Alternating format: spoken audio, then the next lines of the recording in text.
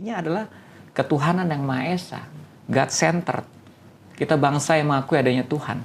So, apakah kita mengakui adanya Tuhan dalam setiap perilaku dan kegiatan kita sehari-hari? Banyak orang yang tidak melihat kemampuannya sebenarnya sehebat itu. Orang kalau mendengar quotes dari Soekarno, melihat, beri saya 10 pemuda, maka saya akan guncang dunia. Wah, hebat quotes-nya. Tapi pernah nggak kamu memperhitungkan ketika Soekarno ngomong soal quotes itu, kamu ada di situ. Memperhitungkan diri kamu, kalau saya 10, saya harus ada dari 10. Salah satu dari 10 itu adalah saya.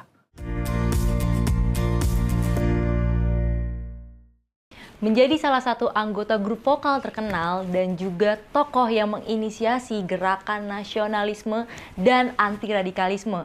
Kali ini program sosok kedatangan tamu yaitu Kak Yosi Mokalu.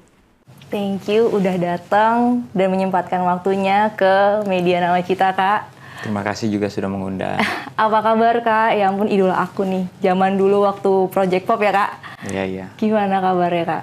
Puji Tuhan baik, bersemangat, dan kaki sudah dalam pemulihan. Kemarin kan baru cedera, robek otot betis. Tapi memang sekarang sudah bisa tidak tanpa kruk, tongkat. Ya, sebelumnya kan aku lihat di Instagram story Kakak tuh bahkan sampai perform aja untuk Project Pop ya, Kak, waktu itu harus sampai pakai tongkat. Tongkat, bahkan kalau dirinya udah cukup lama, saya udah minta izin sama panitia, sama penyelenggara tepatnya, boleh ada kursi ya. Karena kalau berdirinya, karena masih kan kakinya bertumpu di kanan terus. Ya. Yang kiri belum ada tenaganya dan masih sakit. Jadi kalau udah lama berdirinya, saya istirahat selagu gitu, habis itu berdiri lagi. Oh, setiap satu lagu ya. Tapi kalau boleh tahu, itu kenapa, Kak, awalnya? Kenanya memang waktu di basket, kan saya suka banget basket. Tapi penyebabnya bukan cuma basket. Penyebabnya itu bisa kurang pemanasannya, kurang lama. Terutama di otot-otot tersebut. Terus juga overused. Overused itu karena secara beruntun olahraganya terus gitu. Misalnya kalau Project Pop kan menghibur, lagu-lagu kita kan suka menjebak usia sendiri ya. Kita masih loncat-loncat. Yang ceria sih memang, Kak. Betul. Habis kerja, sebelumnya mungkin olahraga, besoknya saya fitness, sorenya ada tanding basket. And then itu kenanya di hari berikutnya pagi saya basket lagi. Itu kalau kayak gitu kadang suka skip pendinginan gak sih, Kak? Katanya kalau jadi ada pendinginan. Jadi kalau kita olahraga, katanya kalau di fitness ada pemanasan, aktivitasnya, terus kita tuh harus pendinginan sebenarnya buat relaksasi. Idealnya begitu. Nah, kayaknya mungkin Kakak skip kali ya, makanya tadi ada saya sempat sih ngomong lebih overuse. di pemanasannya yang paling penting. Tapi idealnya memang ada pemanasan, ada pendinginan. Gitu. Memang kadang-kadang orang suka kurang disiplin. Karena saya berpikir saya olahraganya setiap hari, stretching juga udah setiap hari. Jadi kalau kadang-kadang pengennya ya udah stretchingnya sebentar aja karena kemarin juga baru stretching, ya itu bukan pemikiran yang benar juga sih. Ya itu mungkin salah satu penyebabnya sehingga akhirnya betisnya robek. Oke, Kak. Tadi kan kita bahas Kakak habis konser bukan konser, maksudnya ada acara dengan Project Pop ya. Apa kabar sih, kan Project Pop itu kan istilahnya untuk milenial, band yang benar-benar top of mind, kayak yang ceria, terus habis itu ada beberapa lagunya yang kayak kalau mau perpisahan juga ada, yang kalau lagi sedih tadi baru putus itu lagu bohong gitu. Apa kabar sih, Kak, Project Pop, Kak? Kita puji Tuhannya masih, kalau kamu lihat di Instagram kita di Project Pop ya masih kerjaan per bulannya masih banyak.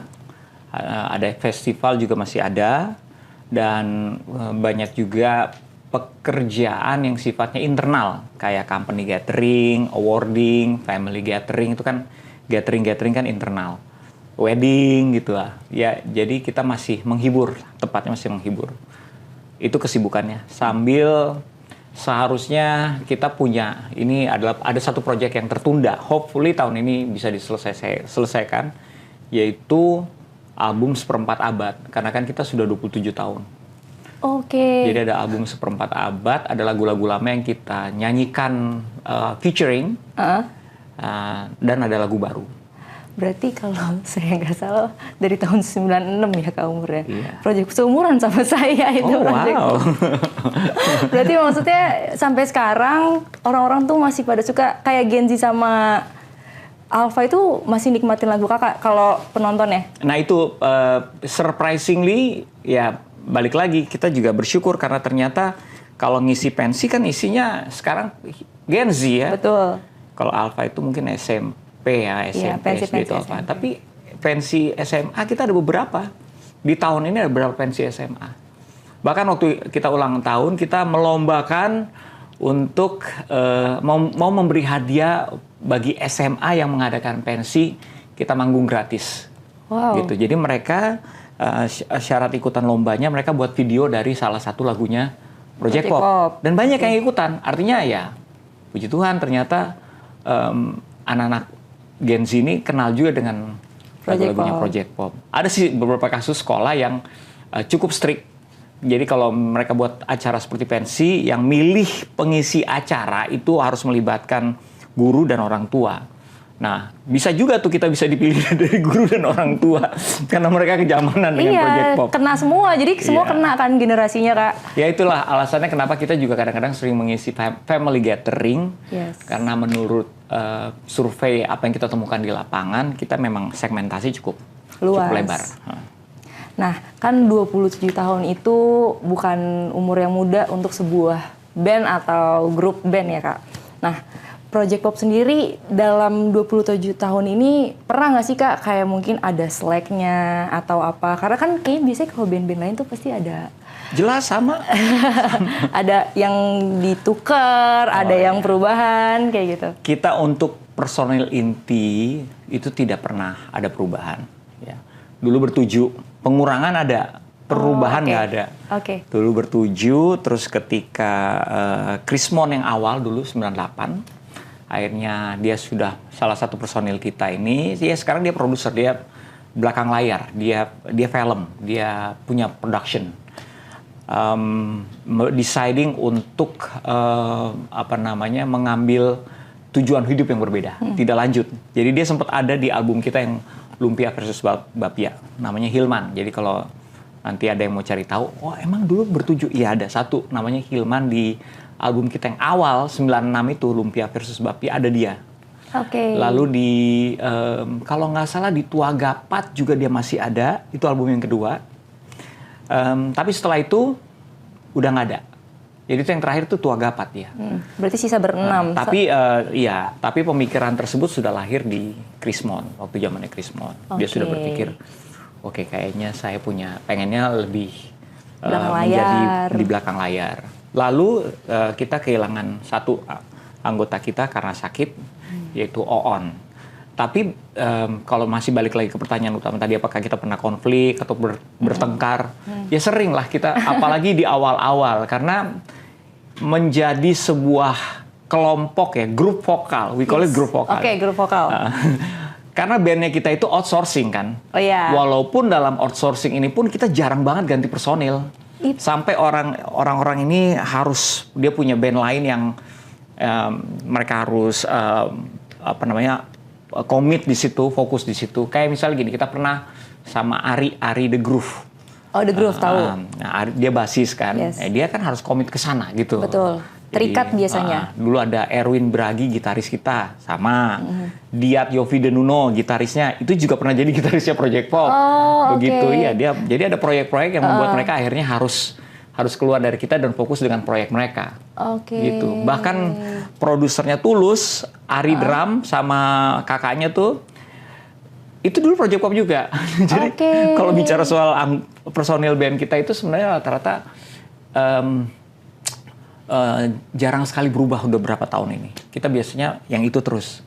Kenapa demikian? Supaya mereka paham dengan pola dan chemistry-nya. Betul. Project Pop itu agak berbeda. Kita bisa tahu-tahu banyak ngomong, tahu-tahu improvisasi di sini, tahu-tahu gimmick di sini. Betul. Nah, itu membutuhkan backup band yang paham dengan pola perilaku panggungnya gitu loh.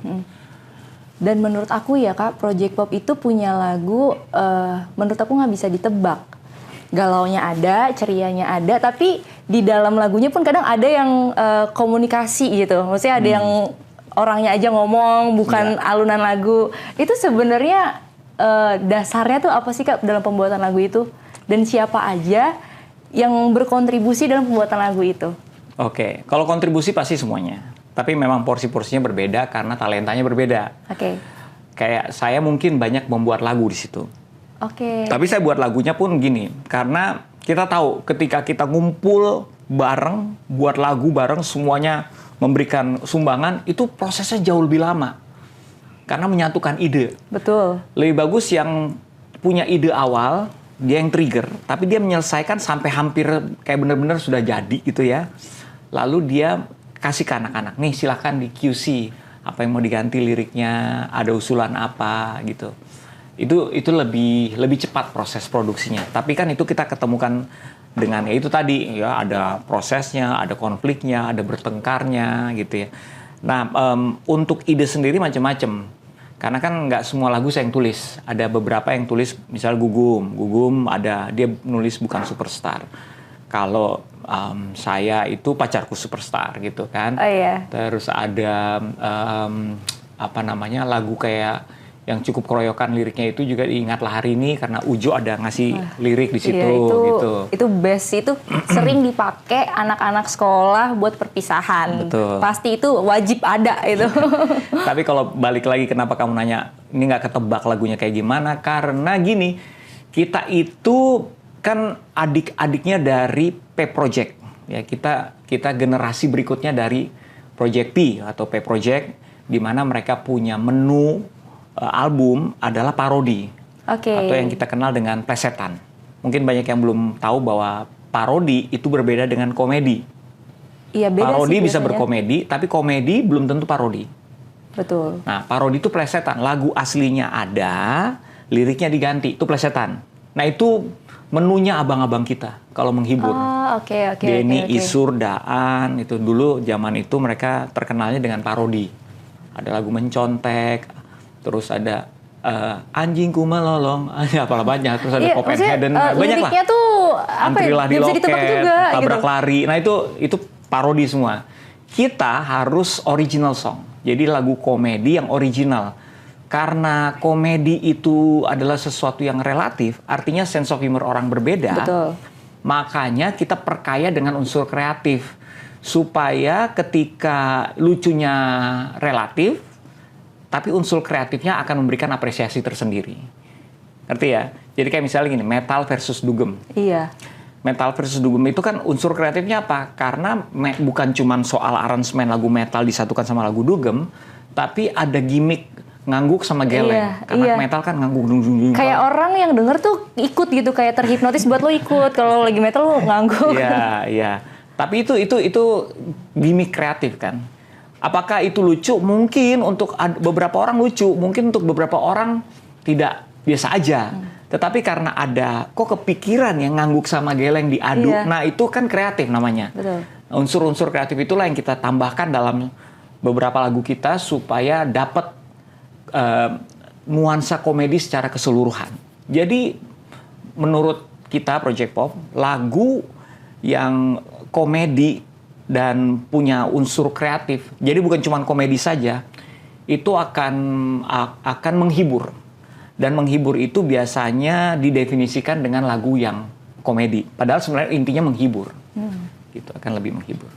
Itulah alasannya kenapa kita mesti banyak gimmick-gimmicknya. Plus juga kita dulu, saya pernah bikin banyak lagu serius.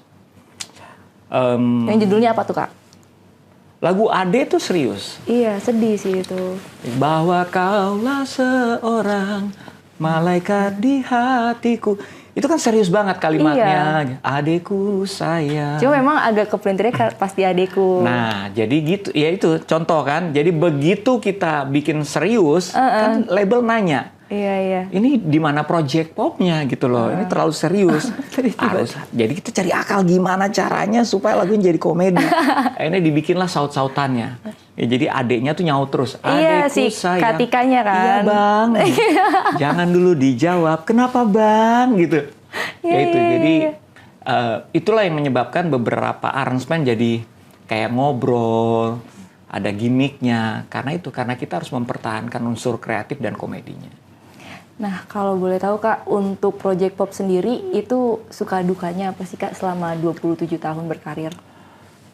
Tentu saja banyak. Kita apa sih yang tidak kita alami, mungkin apa yang teman-teman satu industri ini alamin, kita juga mengalami. Kita pernah berantem berantem pernah, tapi kalau di atas panggung kita profesional ya. Yes. Kita apa namanya, menghibur penonton yang sedikit pernah juga gitu ya. Kita nyanyi di depan kita cuma ada berapa orang, kru ada apa gitu, ada orang-orang cuma sedikit gitu. Itu bukan karena lagi emang off air, Kak? Udah lama banget tuh waktu di acara apa ya. Ada beberapa event juga yang sedikit. Okay. Kita pernah menghadapi audiens yang sulit untuk diangkat gitu ya. Cuman itu semuanya adalah proses buat kita. Kita melihat itu adalah proses, karena kekuatannya Project Pop itu bukan cuman menyanyi, kita juga ada engaging dengan penonton. Dan kita mendewasakan diri kita dengan yang namanya tanggung jawab untuk menghibur itu. Mau penontonnya banyak, mau penontonnya sedikit, misalnya eventnya flop gitu, nggak ada penontonnya gitu ya, ya kita tetap menghibur secara profesional. Beruntunglah orang yang cuma misalnya 5, 4, 6 ya, 6 orang itulah kita hibur. Kita akan all out sama seperti 6 orang, sama seperti 600 orang, 6.000 orang sama. Nah, Kak, tadi kan Kakak sempat bilang banyak lagu dari Project Pop itu yang Kakak buat. Tapi pernah nggak sih Kak Yosi sendiri membuat lagu tidak untuk Project Pop? Pernah juga banyak.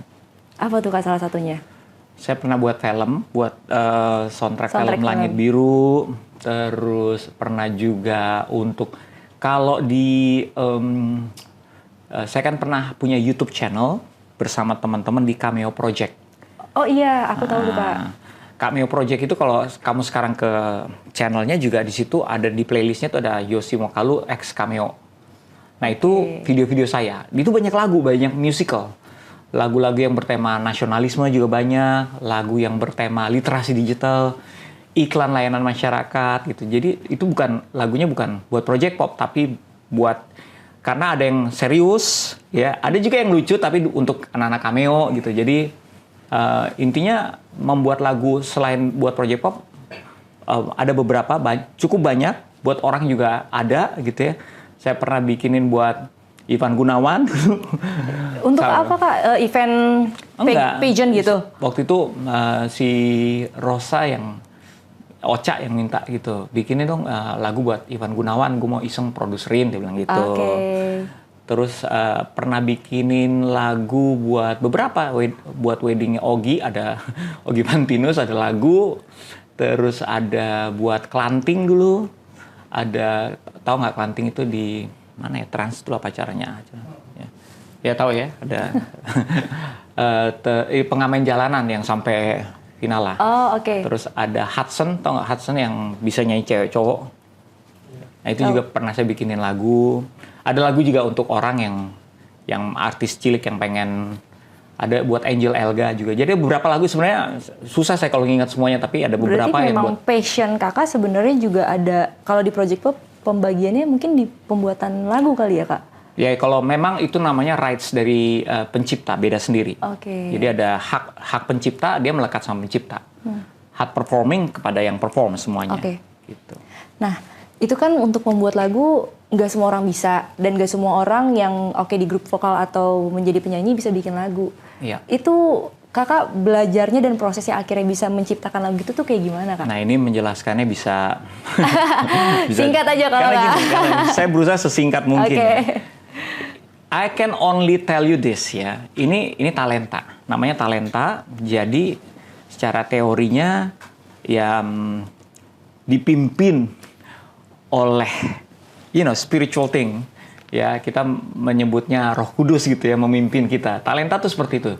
Jadi saya tuh termasuk orang yang tidak bisa bermain alat musik. Tapi akan create so many songs. Karena apa? Karena saya sudah tahu apa yang harus dilakukan. Saya tahu mengarahkan musisi. Saya tahu begitu saya dapat ide. Saya biasanya berbeda dengan musisi. Kalau musisi mungkin mulai dari notasi, saya mulai dari tema. Jadi ide tuh banyak yang mulainya dari tema dulu, bukan notasi. Misalnya lagu Pacarku Superstar, ini contoh aja ya. Pacarku Superstar tuh idenya dari mana? Dari saya ngeliat teman saya Tika Panggabean, dia kan tergila-gila sama Efse zaman itu, Meteor beneran, Garden. Kak? Itu beneran. Oh, itu beneran. Ya. Kirain cuma Iya. lucu-lucuan liriknya. Benar. Dia tergila-gila Meteor Garden. Oke. Misalnya kalau sudah jamnya Meteor Garden tayang di TV, ya, at that time, dia sudah megang remote TV. Ya, Oke. kita kantor di Bandung di Project P. Saat itu kita masih sama Project P. Dan kalau dia sudah megang remote TV, mau yang senior-senior mau nonton Persib kan anak Bandung kan, Iya. ya nonton nggak bisa. Dia suruh cari TV yang lain, TV yang ini buat dia gitu.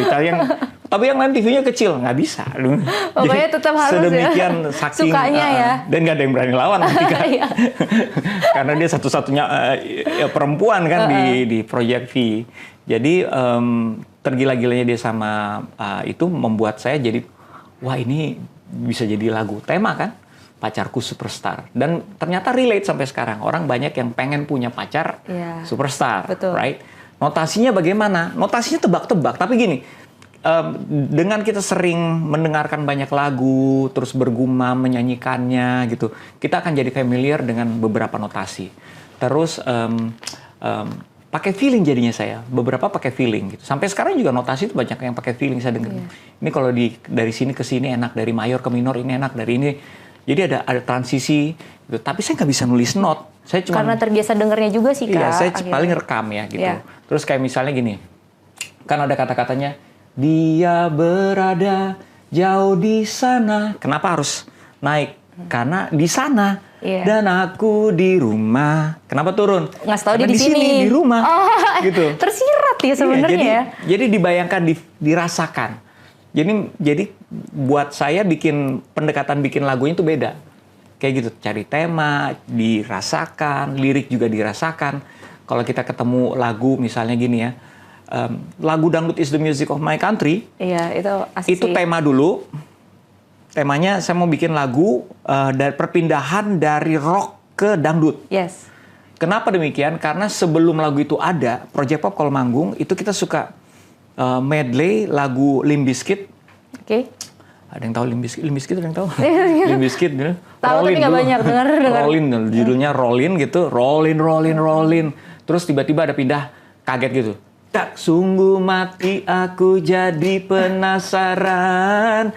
Dan itu hype. Orang biasanya dari rock ke dangdut hype penontonnya. Iya. Wah, Karena beda gitu, segmennya iya. kan. Tapi senang mereka dari rock di dangdut itu hype. Iya. Saya pikir, ini keren ya sebenarnya. Dangdut ini punya kekuatannya di situ. Tapi harus dipadu-padankan sama rock. Kalau zaman-zaman dulu Rhoma Irama kita lihat Soneta. Itu dia kan padu-padankan dangdut sama rock. Betul. Nah makanya aransemen Dangdut is the Music ini harus rock dulu, baru masuk ke dangdut. Tapi transisinya sama bikin pakai lirik aja. Jadi nggak ada musik, cuman Dangdut is the music of my country. Masuk dangdut.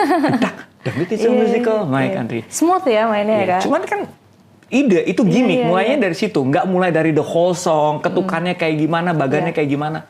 Kita breakdown dari titik itu. Jadi makanya saya bilang kalau bikin lagu, saya emang pendekatannya mulainya akan berbeda dengan musisi. Gitu. Yes. Walaupun dalam sekarang kalau bikin lagu itu bisa lama banget ya, sehari, 2 hari didengerin lagi. Kalau sekarang karena sudah mengalami prosesnya, ikhlas diproses, ditajamkan talentanya ya. Ada yang nggak suka dengan karya saya gitu. Saya pernah bikin demo 20 untuk label, untuk Project Pop, yang diterima cuma 3. Nah ini kan setiap lagunya itu kan setengah mati bikinnya, tapi diterima cuma 3. Tapi itu kan proses menajamkan. Orang yang mau bisa melakukan sesuatu itu bagus, semakin baik, harus mau tuh proses-proses kayak gitu. Ketemu orang yang gak suka sama karya kita, mengkritisi kita. Supaya kitanya terus Keasah. dipecut dan tetap membuktikan. Bahwa gue bisa. Akhirnya sekarang saya bikin lagu cepat. Udah 3 jam, 2 jam. Jadi Serius, Kak? 3 jam? Wow. cepat. Karena udah tahu. Oh, bikin Berapa ini, tahun tuh, Kak, prosesnya tadi, proses akhirnya? Saya nggak menghitung, tapi udah pasti belasan tahun belakangan sudah semakin cepat. Karena udah tahu mulainya dari mana. Dapat tema begini, terus kita mulai dari mana? Dari chorus dulu deh. Gue mau mulai dari chorus dulu, jangan verse gitu. Atau orang kan bilang verse itu bagian lagunya. Gue mulai dari tema notasi. Kan tema notasi itu bisa diulang-ulang tuh. Gitu. Jadi ya kayak gitu, macem-macem. Gue mau mulai dari beat. Gue bisa mulai dari mana aja. Karena gue kebayang beat ini nih, gitu. Karena udah banyak kali ya pemahaman-pemahaman, jadi udah tinggal kayak memasangkan aja gitu. Betul. Oke. Nah, ya itulah, jadi proses bikin lagunya seperti itu. Kan kakak udah laluin proses yang lama banget dalam penciptaan lagu. Bermusik, berkarya di bidang tarik suara lah. Tapi kita lihat sekarang kakak juga banyak bergerak untuk menciptakan komunitas. Ada banyak-banyak gerakan yang kakak buat dan juga didukung sama spiritual ini kakak. Nah itu sebenarnya apa yang membuat kakak jadi switch dari menjadi seorang karirnya penyanyi akhirnya berkontribusi dalam gerakan-gerakan? Kalau saya bilang gini, setiap orang itu kan kita suka ngomong soal tujuan hidup atau panggilan. Which is saya dapati sepanjang hidup saya ternyata dalam setiap musim kehidupan, tujuan itu ada tujuan jangka panjang, ada juga tujuan per musimnya. Pertumbuhan tuh nggak langsung, orang langsung, kayak kita melihat pertumbuhan itu kayak, ya ada yang dipupuk dulu, ada yang tunas dulu, ya cabang-cabang kecil, daun, baru buah. Nah sama, itu kan musim-musimnya ada, musim ini tujuannya adalah menjadi cukup percaya diri, memiliki talenta membuat lagu misalnya gitu. Atau saya mendapati sebelum membuat lagu saya suka bikin puisi. Setelah bikin puisi saya nge-rap. Setelah saya suka nge-rap, saya mulai bikin lagu-lagu rap. And then akhirnya terpilihlah waktu Project P ingin membentuk Project Pop karena mungkin saya bisa nge-rap salah satunya. Tapi itu kan setiap seasonnya ada tujuan-tujuannya. Nah tujuan itu macam-macam. Ada yang berbicara soal cara, tetapi tujuan utamanya tetap ada. Kalau saya lihat tujuan utama yang Tuhan taruh sebagai satu panggilan adalah generasi. Mempersiapkan generasi. Karena kalau kegiatan saya sekarang kan banyak sekali yang berhubungan dengan itu, bukan cuman menghibur Project Pop. Itu kan platform ya. Konsentrasinya kayaknya ke anak muda ya. Betul. Kakak ngelihat apa sih sebenarnya yang akhirnya kakak tergerak untuk berkontribusi dalam gerakan siberkreasi, ya kan? Terus ada yang kalau nggak salah ada nakal ya. Iya. Itu apa sih yang membuat kakak terpanggil? Nakal itu nasionalisme radikal ya. Siberkreasi itu gerakan nasional literasi digital. Irisannya di mana? Sama-sama memberikan sebuah pelengkapan, ya, melengkapi generasi yang satu dengan literasi digital, yang satu dengan literasi kebangsaan. Generasi is important. Belum lagi ada komunitas yang namanya Good Friends Community. Itu juga generasi, walaupun mungkin pendekatannya spiritual. Kita berbicara soal kita punya tanggung jawab nih untuk mengajarkan, mengabarkan, menularkan hal-hal baik yang sudah Tuhan kerjakan dalam kehidupan kita. When we know itu adalah sesuatu yang benar dan baik, tidak bisa kita simpan sendiri. Betul. Kita harus ajarkan, kita harus teruskan, kita harus wariskan, kita harus contohkan dan teladankan juga bahkan. Nah itu mungkin tujuan utama the way I see it, yang berhubungan dengan satu sama lain. Di Project Pop tentu saja akan menyediakan platformnya. Saya dapat misalnya orang manggil saya untuk jadi narasumber. Salah satunya bukan cuma karena menyanyi, tapi ya karena mungkin faktor dikenalnya gitu ya, dengan mungkin kreativitas atau karya. Karena dikenalnya, mereka mengajak saya untuk menjadi narasumber. Itu kan cara, semuanya cara. Project Pop cara, talenta membuat lagu cara, terus berkenalan dengan literasi digital, ada modul tuh 4 pilar, cabe kita nyebutnya, cakap, aman, budaya, etika. Benar ini 4 pilar digital nasional ya, cabe. Cakap digital, aman digital, budaya digital, etika digital. Nah itu juga sama, diterjemahkan dengan nilai-nilai yang lebih yang perlu didengar, karena setiap audiens itu berbeda kan. Anak muda, kalau ngomong di gereja juga beda, ngomong di anak muda beda, ngomong di orang tua beda. Pendekatannya beda-beda. Tapi kan semua yang ngomongin generasi. Sesuatu yang Tuhan taruh supaya saya punya rasa berkontribusi di area itu. Yaitu melengkapi atau menjaga nilai-nilai yang diperlukan ada di setiap generasinya. Lewat itu. Jadi makanya kalau mau menjelaskan kenapa semua itu ada, karena ada panggilan yang itu untuk melengkapi generasi. Tentu saja semua orang beda panggilannya. Kalau saya di situ, semuanya jadi kendaraan aja. Project Pop, menciptakan lagu, bisa bikin video gitu, itu juga kendaraan. Bisa Tuhan mampukan saya punya kemampuan komunikasi, public speaking, leading, mendirikan gerakan-gerakan. Itu semua cara aja, tapi tetap tujuan utamanya bukan itu. Bukan berhenti di Project Pop, bukan berhenti di nakal, bukan berhenti di siberkreasi, tetapi diteruskan dalam bentuk itu tadi, mewarisi generasi-generasi dengan nilai-nilai yang perlu ditanamkan sama mereka. Misalnya di nakal, saya ada lomba debat nasional antar SMA, kita sebutnya demokrasi, debat modern kreatif generasi, balik lagi kan. Bu, jadi artinya gini, tidak berhenti dengan mendirikan sebuah gerakan namanya nakal, nasionalisme radikal, terus mengumpulkan orang-orangnya, tapi diteruskan lewat program. Tidak berhenti dengan program, karena programnya kan ada macam-macam tuh, ada yang ke sekolah, ada yang ke kampus, tapi ada juga lomba debat nasional antar SMA. Tidak berhenti di situ, tapi ada juga di lomba debat tersebut di mana kita membekali para peserta lomba dengan itu tadi nilai-nilai kepemimpinan, kebangsaan, literasi digital, kreativitas, semuanya. Nah, tujuannya utama udah dijelaskan kenapa saya melakukan ini semua, karena ada satu panggilan untuk melengkapi generasi-generasi, terutama dengan nilai-nilai yang benar.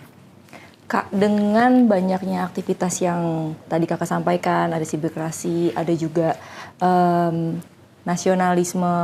nakal, ada juga yang demokrasi. Iya, itu pemuda itu harus seperti apa sih Kak supaya menjadi nasionalisme dan anti radikal? Kalau pertanyaannya seperti itu, kalau di nakal itu kita punya 4 nilai. Positif, peduli, pengorbanan, dan kebersamaan.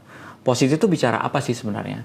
Karena kalau kita secara etimologis, definisi positif aja bisa pada satu titik bisa berbeda. Apa yang positif buat saya sama apa yang positif buat Wesley tidak selalu sama. Ada yang, kalau menurut saya itu negatif, gitu kan? Nah, positif sebenarnya akan menjadi sebuah kesepakatan nilai yang sama ketika asas manfaatnya dirasakan bersama. Semakin besar sebuah manfaat, semakin positif hal tersebut. Misalnya ya, sekolah manfaatnya jelas kan? Yes. Jadi kalau saya bilang sekolah itu positif nggak? Pasti banyak bilang itu positif gitu. Tapi ada hal-hal yang nyawanya kok cenderung negatif ya. Kata-kata yang itu kalau saya suka pakai simulasi workshop itu kan. Saya sebutkan kata ya. Menurut kamu ini nyawanya negatif atau positif? Itu ada beberapa hal yang sengaja saya pilih. Kayak misalnya kata-kata yang sering digunakan dalam umpatan gitu ya. Anjing, monyet gitu. Ya ini contoh aja. Saya ngomong kayak gini aja itu orang langsung, itu negatif. Padahal enggak juga. Padahal yang maksudnya dia kan, padahal gini, kalau dalam apalagi kata anjing kenapa dibilang kasar? Iya. Karena dalam kemarahan orang sering menggunakannya, bukan? Iya. Luapan emosi. Benar. Walaupun anjing sendiri itu sebuah kata ekspresi yang digunakan dalam banyak situasi. Sekarang kalau kita mau muji sesuatu keren aja kita pakai kata anjing. Anjing keren banget. Iya. Iya kan? Refleks. Terus sama sahabat. Itu bukan hinaan loh. Anjing banget sih lo. Iya. Gitu. Asal kita malah ketawa gitu. Lu tuh yang anjing deh gitu. Tapi kita nggak ada yang marah. Iya kan? Jadi sebenarnya nyawa positif dan negatif itu kan kita yang memberikan. Karena kita lebih sering mendengarkannya di mana. Makanya kalau begitu nilai positif ini pertama sebenarnya berbicara soal apa? Soal manfaat itu. Semakin besar manfaatnya, dia akan semakin positif. Nah balik lagi, sebenarnya ngomongin positif mengarah kepada pengenalan manfaat lo. Jadi kita akan mengarahkan orang untuk mengerti. Kamu itu bermanfaat. Tapi to be able to know that you are useful, stop comparing yourself dengan others. Jangan pengen jadi orang lain. Yeah. Dan to be able to do that, lo harus ketemu tuh identitas yang absolut mengenai engkau, mengenai diri kamu. Nah, kita menjelaskan tuh ada 4 C. Yang pertama lokasi. Udah stop komplain. Kamu punya orang tua, Tuhan pilihkan lokasi kamu di situ. Orang tua tuh Tuhan pilihkan buat kamu. It's the best close circle untuk bertumbuh supaya kamu menjadi seseorang di kemudian hari. Despite of mungkin orang tua kamu nggak sempurna. Lokasi. Situasi, kita nggak bisa milih juga sama. Itu kenapa saya bilang absolut, karena bukan pilihan kita, pilihan Tuhan. Situasi itu berbicara soal kita nggak bisa milih kapan kita mau dilahirkan. Saya mau lahirnya sebelum digital teknologi, nggak bisa. Tuhan yang pilih, right? Dalam setiap lokasi dan situasi yang sudah Tuhan pilihkan sebagai identitas yang absolut, saya juga bilang ada satu lagi identitas nih, kan ada 2, ada 4 kan? Iya. Yang kamu mesti ingat, di setiap situasi, lokasi, kamu ada fungsi. Saya bilang kayak gitu. Karena nggak ada orang yang diciptakan tanpa fungsi. Betul. Ya kan? Ini supaya stop comparing dengan orang lain ya. And then, kalau Tuhan udah kasih kamu fungsi, pasti Tuhan kasih kamu potensi. Supaya fungsi ini bisa dikerjakan dengan potensi. So start from there. Cari dari identitas yang absolut. Kamu fungsinya apa? Kamu potensinya apa? Jangan sibuk ngurusin orang lain. Nah itu. Nah ini balik lagi kan. Supaya dia udah positif, nilai kedua apa? Peduli. Ya. Peduli itu mengarahkan kalau kamu sudah tahu kamu secure, kamu punya tujuan, punya potensi yang berbeda dengan orang lain, and then mulailah untuk peduli. Karena nggak sekedar keresahan yang kamu miliki, nggak sekedar fungsi yang kamu miliki, itu harus asah, dibangun lagi kepeduliannya, empati. Ya, dibangun supaya kita lebih peka dengan aware lah, lebih aware. Fungsi kita tuh kepedulian tuh kan lebih ke situ ya. Nah ini, jadi kalau kita sudah baru 2 nih, belum ngomongin soal pengorbanan. Pengorbanan tuh berbicara soal gini. Orang mau percaya sama lo, punya kepedulian seperti itu, tentu perlu pengorbanan. Ya. Di zaman sekarang, kepercayaan itu mahal. Mahal. Apalagi kita mengerti capres dan cawapres mana yang paling dipercaya. Berarti dipercaya itu mahal. Yes. Nah itu butuh pengorbanan. Seberapa besar pengorbanan yang sudah kamu lakukan dalam jejak kehidupanmu? Nggak bisa. Iya. Makanya kan ini kalau nilai-nilai ini ujung-ujungnya kebersamaan itu ya keadilan sosial bagi seluruh rakyat Indonesia, permusyawaratan itu kebersamaan, persatuan Indonesia itu kebersamaan. Tapi poin pertama nih, ketuhanan yang Maha Esa itu bicara soal insecure. Lo tuh secure di hadapan God Center, Tuhan yang menciptakan lo. Kemanusiaan tuh berbicara soal ajaran yang sama dalam setiap agama, kepedulian. Ya kan? Baru kita masuk ke pengorbanan, baru kita masuk ke kebersamaan. Ini berusaha secepat mungkin saya jelasin ya. Yes. Jadi supaya orang-orang secure, dia tidak lagi bertanya kayak gini. Kalau dalam pemilu ya misalnya ya, Kak, kenapa sih saya mesti nyoblos? Iya, golput. Kan sudah banyak yang nyoblos. Suara saya nggak penting dong. Nah, pertanyaannya kayak gini. Kalau berdasarkan 4 nilai tadi, kalau kamu ngelihat diri kamu sekarang ini belum positif, belum penting, suara kamu nggak penting, bisa nggak kamu melihat diri kamu penting di kemudian hari? Nggak bisa. Ya, How to know? Iya, makanya kan the way you treat keberadaanmu itu kayak gue tuh nobody, you're somebody actually. Iya. Itu cuma lirik lagu aja. Aku bukan siapa-siapa. Itu lirik lagu saja. You are somebody actually. Iya. Jadi you are somebody. Jadi itulah. Ya ini menerapkannya seperti itu. Banyak orang yang tidak melihat kemampuannya sebenarnya sehebat itu. Orang kalau mendengar quotes dari Soekarno, melihat beri saya 10 pemuda, maka saya akan guncang dunia. Wah hebat quotesnya. Tapi pernah nggak kamu memperhitungkan ketika Soekarno ngomong soal quotes itu, kamu ada di situ, memperhitungkan diri kamu, kalau saya 10, saya harus ada dari 10. Salah satu dari 10 itu adalah saya. Kan jarang orang yang berpikir sejauh itu. Karena belum banyak orang yang bisa menilai dirinya sedemikian mampunya, sedemikian bermanfaatnya Tuhan ciptakan dia berada di situasi dan lokasi ini. Nah, Kak, tadi kan untuk penanaman nilai-nilai ini kan dengan aktivitas yang Kakak punya itu prosesnya panjang ya, Pak? Iya. Istilahnya untuk ada acara ini, ada acara itu kan pasti ada prosesnya. Dalam acara yang Kakak selenggarakan, itu dananya dari mana, Kak? Kakak sendiri atau misalkan berkolaborasi dengan yang lain? Ya ini kalau misalnya bicara soal contoh satu ya, lomba debat nasional lah yang paling dekat ya. Saya nggak bisa punya penjelasan lain selain kebaikan Tuhan aja. Tapi Tuhan izinkan kita mengerjakan sesuatu dengan pengorbanan yang sedemikian hebat. Memang ada komunitas yang membantu. Ada pemberdayaan manusianya lewat komunitas ini tinggi sekali. But pemberdayaan manusia balik lagi itu pekerjaan Tuhan. Kita nggak pernah bisa tahu siapa yang akan bergabung di Nakal. Orang-orang yang tepat yang seperti apa yang ada di komunitas ini. Ternyata dalam perkembangan waktunya ada orang yang misalnya kawan saya Prof. Eko, dia punya akses ke PGRI dan kampus-kampus. Sehingga ketika budget yang dibutuhkan untuk menjadi juri di awal menyisihkan video-video itu bisa dialihkan dengan pemberdayaan manusia, dosen-dosen kampus, kita tidak perlu budget. Ya, ini contoh. Jadi ada yang secara sukarela dan memang menjalankan panggilan mereka sebagai pengajar dan kampus, mereka memang harus ada kegiatan yang seperti itu. Mereka bisa mendefinisikannya atau mewujudkannya dalam hal itu. Ya, ini contoh. Ini lomba debat nasional ini kita ini yang tahun ini secara logika seharusnya membutuhkan sponsor yang lebih banyak daripada tahun lalu. Kenapa? Karena kita membawa 18 orang ke Jakarta, lebih banyak. Oh, satu Indonesia Kak ini? Satu Indonesia, lomba debat nasional kan dari jadi perwakilan itu 6 wilayah kita bagi Indonesia. Jawa, Sumatera, Kalimantan, Sulawesi, Bali, NTT, Papua, Ambon. 6 wilayah. Satu wilayah itu satu tim itu 3 orang. 6 kali 3, 18. Ada yang dari Papua, bayangkan. Ini udah pasti biaya sendiri tuh untuk transportnya dia ke Jakarta. Termasuk yang dari Bali NTT, pemenangnya dari Bali. Jadi dari Bali dia gitu ya. Jadi dari Kalimantan, itu semuanya perlu biaya. Transport, akomodasi. Sedangkan sponsor kita mundur. Ada 2 atau 3 sponsor besar mundur yang tidak ikutan lagi di tahun ini. Mungkin karena tahun politik, I don't know ya. Cuman balik lagi, kita kan harus taruh dalam setiap situasi itu menempatkan, oke, Tuhan maunya apa nih? Gitu. Kalau saya salah satunya percaya adalah gini, dengan kita berhasil membuktikan bahwa kita bisa mengerjakan sebuah kegiatan nasional dengan budget yang sangat terbatas, menunjukkan bahwa komunitas ini memang bisa dipercaya. Kita nggak ngerjain ini cari duit kok. Bukan sebuah project. Orang mungkin tertarik, wah ini proyeknya bagus ya, ini membawa anak-anak SMA gini. Terus membudgetkannya, tembuskan kemana-mana gitu untuk cari duit.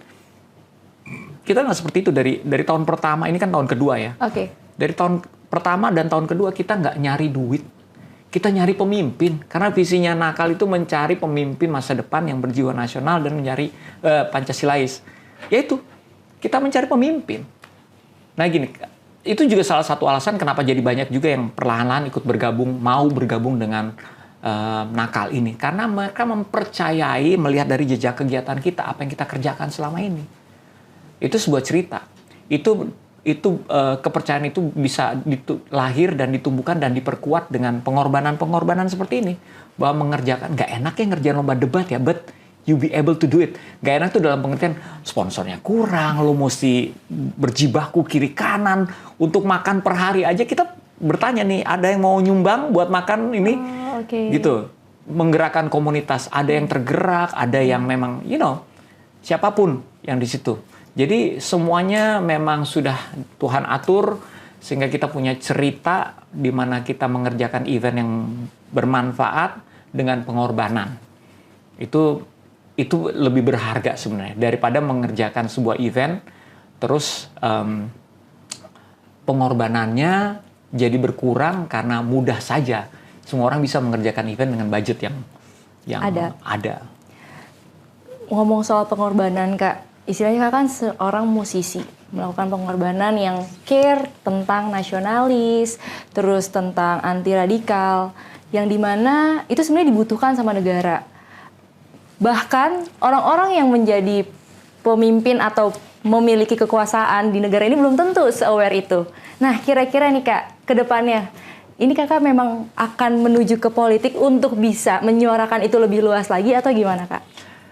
Politik itu sama kayak pelayanan, sama kayak menghibur, harus ada panggilannya. Saya mengerjakan segala sesuatu itu harus ada panggilannya. Gitu ya. Misalnya, papa saya gembala, ini contoh ya. Dia pengen saya meneruskan, menggembalakan. Tapi saya tanya, saya sudah mulai menggembalakan juga dengan komunitas, dengan kegiatan yang lain gitu. Bahkan kalau kategorinya pelayanan, menurut saya apa yang saya kerjakan juga pelayanan semuanya gitu. Tapi ini balik lagi, panggilannya ada apa enggak? Enggak ada ternyata. Saya bilang sama orang tua saya belum ada panggilannya ya, bilang gitu. Maaf ya, bilang gitu. Kalau ada panggilannya, I will do it gitu. Sama halnya kayak yang ngajak politik, ngajak ke partai, ajakannya ada tapi panggilannya nggak ada. Jadi saya harus bilang nggak dulu karena nggak ada panggilannya. Everything kita harus melakukannya berdasarkan ya kalau ada panggilannya, ayo kita kerjakan. Ada passionnya, ayo kita kerjakan. Gitu. Karena saya kalau di nakal itu saya suka ngomong kayak gini, kita tidak perlu posisi loh untuk kontribusi. Kontribusi aja. Mau ada di pemerintahan, nggak ada di pemerintahan, kalau lo peduli sama generasi, saya buktiin bisa. Yes. Bahkan sebelum ada nakal, saya suka bikin video-video nasionalisme yang suka dipakai oleh kegiatan-kegiatan nasionalisme. Silakan. Karena sejak semula video tersebut dibikin bukan untuk monetisasi, emang buat dipakai. Ada Kami Indonesia, ada untuk Sumpah yang Dilupakan, ada video-video tentang pemilu, pemiuk, itu dipakai jadi iklan layanan masyarakat, silahkan. Tapi menurut kakak nih, ketika ada panggilan untuk nasionalis itu sebenarnya isu apa sih yang benar-benar kakak pengen, kayaknya kalau gue melakukan ini akan membantu di bagian ini di Indonesia? Ya isu itu banyak sih kalau di negara kita. Yang paling benar-benar melekat di kakak yang sampai akhirnya kakak, oke, gue tergerak untuk menyebarkan info tentang nasionalis dan juga anti radikal. Balik lagi itu masih berhubungan dengan apa yang tadi saya jelaskan. Inginnya sih kita sebagai warga negara Indonesia memahami kata Indonesia itu bukanlah pilihan dari kita. Kita dipilihkan oleh Tuhan bersama-sama menjadi warga negara Indonesia. Despite of sukunya apa, agamanya apa, kita sama-sama orang Indonesia. Makanya pesan yang paling kuat itu justru dalam landasannya mengerti bahwa ini adalah identitas yang jangan dipermainkan, tetapi diterima. Ya, kalau politik identitas kan mempermainkan identitas, ya. Mempermainkan identitas itu ada bahayanya. Kalau politik identitasnya saja, keuntungannya apa? Ya tentu saja kita memperlihatkan identitas yang kuat dari setiap golongan. Tetapi kalau ini dipergunakan untuk pengumpulan suara, itu yang akan membahayakan karena ketika pengumpulan suara dia akan berpihak kepada tentu saja yang terbesar identitasnya. Ya. Apapun ya, ini nggak bicara soal agama ya. Kalau bicara soal agama pun, ya misalnya gini, di Indonesia yang terbesar apa? Islam. Yes. Di India yang terbesar apa? Hindu. Itu akan dipakai di sana. Di Amerika apa? Kristen. Itu akan dipakai. Kita bisa lihat di mana-mana. Ini bicara soal identitas yang dipermainkan. Udah nggak usah jauh-jauh deh. Di Bali apa yang mayoritas? Hindu. Yes. Untuk setiap pemilihan kepala daerah di sana, itu pun juga akan dipakai sebagai salah satu opsi mengumpulkan suara. Nah itu ya. Jadi ini sesuatu yang umum, tapi bahaya kalau kita tidak punya sebuah identitas yang kuat, yang lebih menyeluruh. Lo boleh orang Bali, nah itu Indonesia saja kan, kayak lagu Dewa tadi. Betul. Lo boleh orang Manado, saya orang Manado. Yeah. Lo boleh orang Batak, lo boleh orang Jawa, lo boleh orang Kalimantan, Sulawesi. Tapi kita semua orang Indonesia. Politik identitas itu kadang-kadang membawa orang jadi lupa dengan the real identity dan terjebak dengan memperjuangkan identitas yang tidak paling prioritas. Prioritas, tapi yang paling prioritas apa? Ya kebersamaan Indonesia. Terakhir nih Kak, ada beberapa poin yang aku tangkap tadi Kakak ngomong sabar dengan proses. Terus habis, maksudnya akhirnya aku tahu sabar dengan proses, terus pengorbanan, terus secure. Ini kan proses yang tidak mudah ya Kak dalam hidup, dalam pencapaian karir, dalam proses kehidupan. Apa sih Kak sebenarnya bantuan Tuhan untuk hidup Kakak yang akhirnya bisa membuat hal-hal ini terjadi dalam hidup Kakak? Ya itu dia, memang tidak bisa tidak. Bersyukurlah, ini kerennya Indonesia. Ya, kita punya Pancasila, di sila pertamanya itu disebutkan ketuhanan yang Maha Esa. Artinya ada sebuah landasan kesepakatan. Ini adalah bangsa yang mengakui adanya Tuhan. Walaupun tentu saja caranya berbeda-beda. Yang Buddha, Hindu, Konghucu, Kristen, Katolik, Islam punya cara yang berbeda dalam pengenalannya. Tetapi yang sama adalah kita mengakui adanya Tuhan. God center. Bangsa yang God center. Mengakui adanya Tuhan. Nah ini penting. Dengan pengakuan adanya Tuhan, kalau kita praktekkan dalam kegiatan, dalam kehidupan sehari-hari, artinya apa? Artinya kita mau bukan cuman melandaskan setiap pertimbangan kita berdasarkan logika kita saja, tapi ada spiritual juga. Ada yang berpikir seperti ini. Duh, saya kan udah janji. Ini contoh ya, contoh yang gampang. Mau ketemu orang. Udah saya rencanakan berangkat dari rumah sejam sebelumnya. Tapi ketika tiba di jalan protokoler atau tol atau apapun, macetnya gila-gilaan. Ini saya pasti terlambat. Sampai di situ logis masih. Tapi kalau misalnya kita, balik lagi kan, mau menghadirkan ketuhanan yang Maha Esa, mengakui adanya Tuhan. Tapi Tuhan izinkan ini terjadi ya. Macet ini ya. Apa yang Tuhan mau saya pelajari? Apa yang Tuhan mau saya lakukan? Oh, mungkin Tuhan mau saya menghargai orang lain yang saya janjian ini. Saya telepon, saya kasih kabar, disclaimer. Maaf ya saya macet nih. Saya tahu nih masih sejam, tapi ini bisa jadi lebih nih. Gitu. Itu kan bagian dari menghormati. Ini contoh ya. Respect jadi, sama orang. Tapi itu kan tindakan itu keluar kenapa? Karena kita memperhitungkan ada Tuhan. Kita tidak akan sebijaksana itu kalau kita tidak memperhitungkan ada Tuhan. Jadi saya nggak ngomongin soal agama nih, ngomongin soal bagaimana kita sebagai manusia, kalau pertanyaannya tadi yaitu supaya bisa di tengah-tengah kesibukan, di tengah-tengah proses, bisa selalu inline, ya karena kita harus selalu menghadirkan Tuhan dalam setiap perhitungan kita, dalam setiap kegiatan kita, dalam setiap aktivitas kita.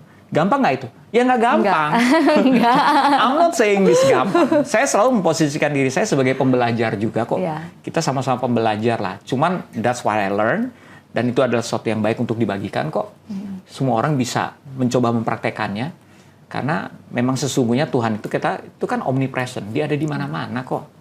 Dia bukan berarti kalau kita sebut, kalau berdoa kan suka Bapa di surga gitu ya. Bukan berarti dia di surga. Dia ada di mana-mana.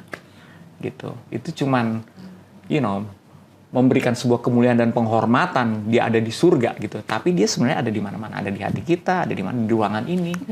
Dengan kita memperhitungkan itu aja jadiin rema gitu ya.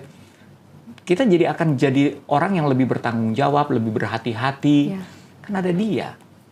Gitu. Memang nggak gampang. Betul. Apalagi kalau kita berhadapan dengan masalah, konflik. Kadang-kadang masalahnya lebih besar. Nah balik lagi kan, kalau itu dijadikan rema, masalah yang besar itu akan tetap besar sebelum kita memperhitungkan dia. Tapi begitu kita, ada Tuhan ya. Kita bisa lewatin. Ya, kita bisa, saya tahu Tuhan sayang sama saya. Apa nih Tuhan yang harus saya lakukan? Kan gitu. Apakah berbohong itu yang kau inginkan misalnya kayak gitu. Ditagih, duitnya belum ada gitu. Misalnya ini masalahnya ya. Yang paling umum lah. Perekonomian, ya, berbohong, menipu, berhutang, apakah itu yang kau inginkan? Kan pertanyaan lagi balik. Cuman pertanyaan itu hanya akan muncul kalau kita memperhitungkan dari Tuhan. Kan ini akan berproses di situ terus, tapi intinya adalah ketuhanan yang Maha Esa, God-centered. Kita bangsa yang mengakui adanya Tuhan. So, apakah kita mengakui adanya Tuhan dalam setiap perilaku dan kegiatan kita sehari-hari? Setuju Kak. Anyway, ini kan banyak banget penontonnya anak muda Kak. Kakak punya banyak kepedulian tentang anak muda dan juga nasionalis. Boleh dong Kak dikasih pesan untuk anak muda, teman-teman yang nonton itu seperti apa? Berbanggalah kamu dipilih menjadi warga negara Indonesia. Karena negara kita itu unik, spesial. Emang kalau dilihat dari sejarahnya pun kita termasuk bangsa yang katanya kemerdekaannya itu diperoleh dari hasil perjuangan, bukan hadiah. Tetapi begitu banyak proses sejarah yang menguatkan, termasuk salah satunya adalah landasan negara kita Pancasila itu bukan sesuatu yang dianggap sebuah kebetulan. Itu sebuah hadiah kalau menurut saya. Bukan cuman hadiahnya dari mana? Hadiahnya dari bayangin dua sila pertama itu sudah benar-benar mengajarkan sesuatu. Ketuhanan Maha Esa itu God-centered, kemanusiaan yang adil, itu bagaimana orang-orang yang bertuhan mempraktekkan kehidupannya. Mempedulikan orang manusia lain yang tentu saja di hadapan Tuhan semuanya sama. So, fokus di situ. Itu adalah landasan kamu untuk berprestasi, bermanfaat, bertumbuh. Jangan ingin menjadi orang lain. Tuhan sudah pilihkan kamu secara khusus, kamu adalah masterpiece-nya Tuhan, kamu sudah dikasih keluarga, lokasi, situasi, ingatlah pasti kamu punya fungsi, dan sekarang tugas kamu mencari potensinya, supaya kamu bisa berkontribusi Bahkan kalau itu secara konsistensi kamu lakukan, pasti kamu akan menginspirasi. Itulah pesan dari Yosi. Terima kasih.